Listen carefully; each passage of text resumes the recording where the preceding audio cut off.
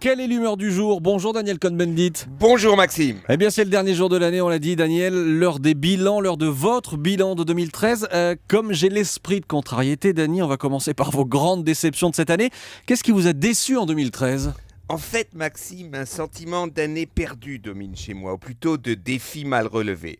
Prenons l'ultime exemple. Depuis des mois, nous apprenons chaque jour à quel point les services spéciaux américains et anglais fouinaient dans la vie privée des millions de citoyens de par le monde.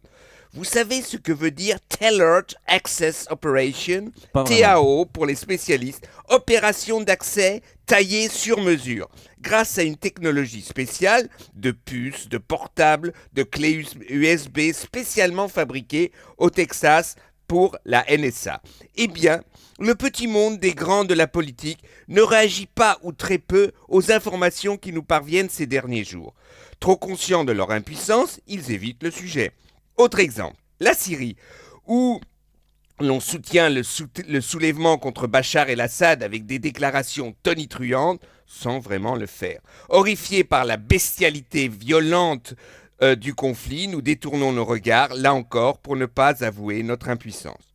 Ou encore, le réchauffement climatique est maintenant une évidence scientifique. Tempêtes, tsunamis, inondations et réactions climatiques extrêmes nous le rappellent presque quotidiennement avec son lot de victimes humaines. De conférences internationales en conférences internationales, les politiques, avec un grand P, cultivent leur incapacité à relever le défi climatique. La crise financière et économique écrase tout. Ainsi, la stérilité politique d'aujourd'hui sacrifie les perspectives de vie des générations futures.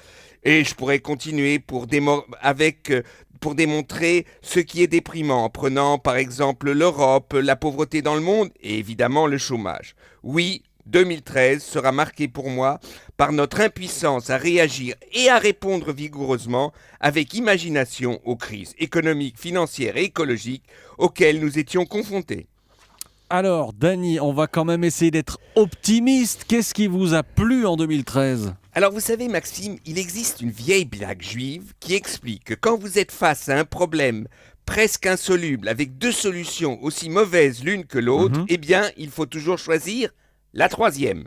En Iran, la société iranienne se révolte quotidiennement contre la dictature religieuse et politique du pouvoir intégriste. De plus, elle a imposé dans les urnes le président Rouhani, un réformateur qui s'ignore, tout comme Gorbatchev à ses débuts. Nous connaissons la fin de l'histoire, la chute du mur de Berlin et l'implosion de la dictature soviétique.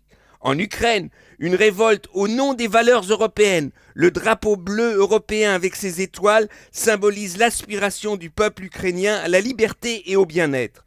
Et puis, franchement, quelques cocoricots quand même bien mérités. La victoire de l'équipe de France de basket à l'Euro 2013, ou quand même la qualification pour le Brésil du 11 tricolore, même si c'était un peu tard et difficilement. 2013, une année souvent insipide, ennuyeuse et fade, mais avec quelques beaux moments quand même. Alors, entre la déprime et l'impuissance, je choisis l'optimisme du changement. Ce n'était pas toujours pour maintenant, mais c'est sûrement pour 2014. L'optimisme du changement. Merci Daniel Cohn-Bendit, c'était votre bilan de cette année 2013. On vous retrouve demain en direct Daniel. Merci et à demain. À demain, bonne année à tous. Europe 1, il est 7h56. Dans un instant, le journal d'Emmanuel Renard.